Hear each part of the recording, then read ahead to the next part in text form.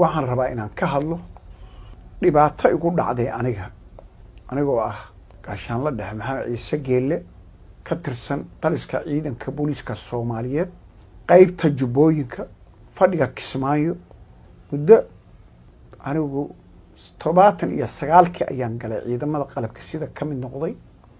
darajadayda gaashaan la dhexe way intaas waa shaqeynay xitaa burburka uniform waa shaqeynay waxaana waligay arag oo aanan maqal oo qof bini aadam ah oo inuu sameyn kara aanan u qabin baa ila baan la kulmay oo igu dhacay madaxweynaha jamhuuriyadda federaalka Soomaaliya mudane xasan sheekh maxamuud gudoomiyaha baarlamaanka sheekh aadan madoobe ra'iisul wasaaraha xamse taliyaha nabad sugidda mahad wasiirka amniga qaranka wasiirka arrimaha gudaha mas'uuliyiinta qaranka dhammaan waxaan rabaa dhibaatada igu dhacday iyo ummadda Soomaaliyeed inteeda meel kasto aad joogtaan dhibka igu dhacay inaad ila aragtaan oo layla qaybsado waxna laga qabto wixii laga qaban kara laga qabto aniga muddo 7 sano ka hor ah ayaa waxa dhiigkar baan leeyahay dhiigkarka wuxuu igu dhuftay labada kaliyood iyo wadnaha isbitaal Digfaar ayaan galay waa ku dayacmay runtii markii aan ka hadlo ilaahay baa iga badbaadiyay laakiin taliskii aan ka tirsanaa iyo dawladayda aan ka mid ka ahaa oo u dhimanay wax xiriir iyo contact midna layla ma sameyn hal sano iyo 9 bilood waxaan ku jiray Digfaar baan ku jiray waxa la ii qoray dhaqaatiirta waxay ii qoreen waxba inta lagaagama qaban kara aad dal dibadda ah waliba dalka Turkiga bay yiraahdeen aad dhaqaatiirtii Turkiga oo Digfaar maamulkeeda gacanta ku hayay ayaa ii qoray labada kaliyood waxay yiraahdeen waa bedelaad wadnahaaguna waxay igeliyeen tuubooyin baa la igeliyay wadnahaygu wuxuu ku shaqeynayaa tuubo iyo kaliyahayga kaadida si dhib ah iiga timaada ilaahay baan u dacwooday daawaan iska qaadanayay waxaan u cawday taliyaha ciidanka booliiska Soomaaliyeed oo ahaa taliyahayga ciidanka booliiska tooska ee xukumay taliye xijaar waxa ay taliye xijaar saan ay ugu dhacday waxaan ku qaban karaa buu yiri si jasjaas wuxuu yiri waxa kuma qaban karo aniga bal warqad ii qorbaan warqad buu ii qoray warqadda waxa wuxuu dhahayaa fiisu igu weydiiyay safaaradda Turkiga aray isiya fiisihi warqadii uu ii qoray taliyahayga uu ii qoray wataasa taliyahayga warqadii uu ii qoray taliye xijaar warqadii uu ii qoray oo uu yiri ku aad safaaradda Turkiga waxaadna kaga qaadataa fiisa kaga qaado safaaradda Turkiga waa isiya fiisihi waa kara baasaboorkayga fiisihi waa ka fiisihi isiya safaaradda Turkiga isiya safaaradda Turkiga markaan ka qaatay fiisaha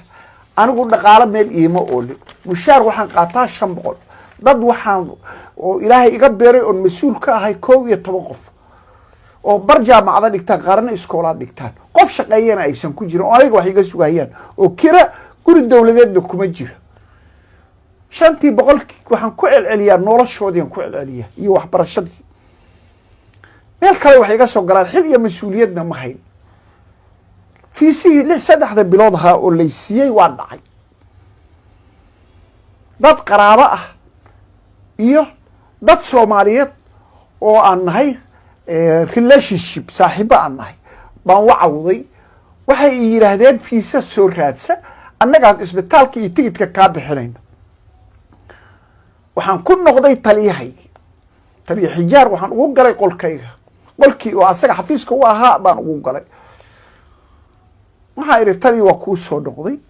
waxa la yiri kalida waa in laga bixiyo report kale bay dhaqaatiirti qoreen oo yiraahdeen waliba si dhaqso hadan wax lagaaga qaban kaliyahaaga iyo wadnahaaga waa 0 waa ka reportkii hadir midka ay darhad qoreen wakaasa darhad reportkii ay qoreen oo kaga qoreen wadnahayga iyo kaliyahayga ay kaga qoreen wakaasa waxay yiraahdeen si dhaqso 25 waxaad tagtaa Turkiga taliyahayga waxa iri gabadha xaaskayga ah ayaa kali ii bixinaysa dhaqaalahana waa igu yar yahay waxaan ka codsanayaa warqadii cusboonaysiin oo fiisaha safaaradda turkiga ii weydii gabadhana iigu qor ii weydii fiisaha wuxuu yiri kuma siinaya gabadha kuma siinaya adig kaliga aan ku siin aniga kaligay maxay taraysaa taliyuhu wuxuu yiri aniga maxaa dan ho iigu jira soo taliyahaygii maahid oo adiga mas-uulkii aniga naftayda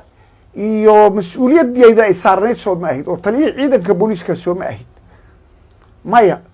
wuxuu i weydiistay lacag buu i weydiistay $2,000 isii buu yiri waa siinaya gabadha fiisii waa u dalbahaya aniga ma awoodi karaan annaga oo halkaas ay noo joogto taliyaha qaybta guud ee booliiska gobolka Banaadir noo soo galay annagoo murmaynu noo soo galay iga bax buu yiri xafiiska wuxuu yiri xafiiska iga bax xafiiska waxa iri xafiiska soo xafiiskii taliska ciidanka booliiska ma adaa iska leh saanu xafiiska soo qalabaysan baad soo gashay tali hadeerna adiga baa lagu xilsaaro iska leh oo mas'uuliyadii ku shaqeynay laakiin xafiiskan xafiis ka dhaxeeya ummadda Soomaaliyeed oo qofka dhiban dhibkiisa lagu xalliyo way aniga qof dhaawac ahaanahay waxaan ka codsanayaa tali inaad arintayda wax ka qabatid awood buu ii sheegtay ciidan gambaleel buu yeersiisay hal haleel ah ciidan buu soo daadiyay hal la dilo yir hana la xiro ninkii korneelka ahaa baa iga qabtay oo yiri war hadilina sargaalka dhaawaca korneelka dhaawaca hadilina aniga iridan iskaga soo baxay waa darraad shalay waxaan ku laabtay taliska ciidanka booliiska si aan taliyaha baan u bariyo taliye xigeenka ciidanka booliiska baan si personal ugu tagay waxa ay talisaas ugu dhacday ana kula xalinay imaw buu yiri xafiiska subax imaw waa shalay markaan u tagay waxa la war iigu yeeray hogaamada booliiska hogaan kamid ah la iiga yeeray waxa la yiri baafina ka taal oo taliyaha shalan wada joognay anigana qalanahayno waa og yahay waa annagana waa ognahay baa la yiri wuxuu iga joojiyay mashaarkii xaquuqdaydii sargaalnimo iyo tayda askarinimo buu joojiyay waa ii awood sheegtay wuxuu yiri waliba hadduu soo gala booliiska taliska booliiska soo gala waa dilaya waxa la dilu yiri waxaan biiyay ma jiraan qof Soomaali ahaanahay xaquuq baan leeyahay sargaal dawladeed baan ahay awoodii dawliga ahayd buu ku takrifalahay taliye xijaar uu ku takrifalahay waxaan codsanayaa madaxda qaranka oo dalka u dhaaratay oo ilaa cadli ku maamulahayaan ku dhaaratay saasa ay ku dhacday xaqna u malihi waa kuwa documentary hoostayda yaal warqadaas uu sameeyay uu dhahaya meel uu jaanic cirib dhigay xitaa warqada sida loo qoray waa warqad oo falsification ah aniga kama tirsanin galada uu sheegay kama tirsanin anigu waxaan ka tirsanahay Kismaayo aan ka tirsanahay waxa la yiri aniga kaliya kama tirsan 7 sarkaal baan Kismaayo kaga tirsanahay maamulka Kismaayo waxay yiraahdeen dawladda federaalka saraakiil booliis oo ka socoto baahideeda ma qabno banaankan ka joognaa saraakiishiyadii oo dhan waxaan ku sugannahay xitaa taliyaha iyaga ciidanka ma oga dhibkaas anigu igu dhacay oo igu gaar igu yahay igu dhacay waxa guud oo jira abni ma saxmi karo aniga qof soo shaqeeyanahay xog ogaal baan ahay taliyaha ciidanka booliiska qofka uu meel u dhiibahaya jidka qofka la taagayo qofka jidka la taagayo wuxuu ka dhahayaa maxaan ii keenaysaa saldhigan ku geynaya maxaad ii bishi ii keenaysaa hogaan saasa loogu dhiibahaya karateeriya laguma dhiibahaya aqoon kuma dhiibahaya mas'uuliyadda ciidanka qofka wuxuu dhahayaa meeqaad ka keenaysaa hadda qofkii haddii la yiraahdo meeqaad ka keenaysaa saldhiga ama ka keenaysaa jidka ama ka keenaysaa baalista inuu dadka xagta oo uu sii daayo qofkii dadka luminayo halaagahay inuu sii daayo ummadda ku sii daayo waxa kalifaya taliyaha ciidanka booliiska wax aan ku nabahaya inaysan ahayn ilaahay baa marqaati ka ciidanka booliiska saraakiishiisana waa ogyihiin inta ayada haddii la baaro oo gud wax baaro waa la helaya kartoomay lacagta ugu jirta aniga bil kasta anoo dhaawaca oo xaaladaas ku sugan bil kasta wuxuu iga goostaa lacag buu iga goostaa $10 $7 $20 $30 iga maqan asaga oo iga qaba oo personal iga qof kasta oo Soomaali oo police force ah ama il halaada ama lug halaada ama agoon haada ama raja haada lacagtooda wuu goostaa. war miyaysan soomaalinimo jirin? war dalka wax geel looga tegaya? war yaa lagu hadlaynaya dadka? war ninkaa dalka ha laga qabto, annagana hana laga qabto, anigana ha laga qabto, ha naloo garsooro,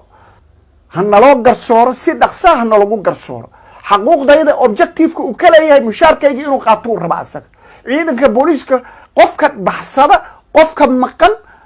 qof taagana la qaataa mushaarkiisa u qaataa, taliya ciidanka booliiska u qaataa. wax dariiq ahna ma aha.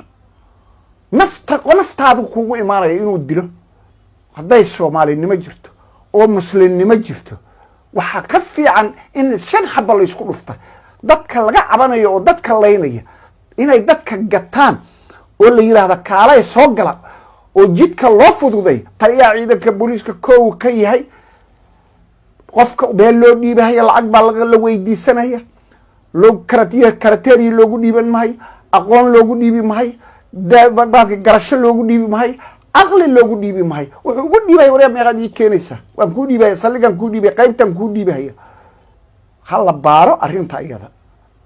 marka madaxda sharafta leh ummadda Soomaaliyeed ma ahan in lagu fiirsado ninkaas. ummadda Soomaaliyeed in lagu fiirsado ma ahan. aniga ha la baaro arrintaa aan ka hadlahay, ha la baaro. hadday beentay tahay waxaan ogolahay mas-uuliyad marihii ha la xiro, galshar ha la guugiyo.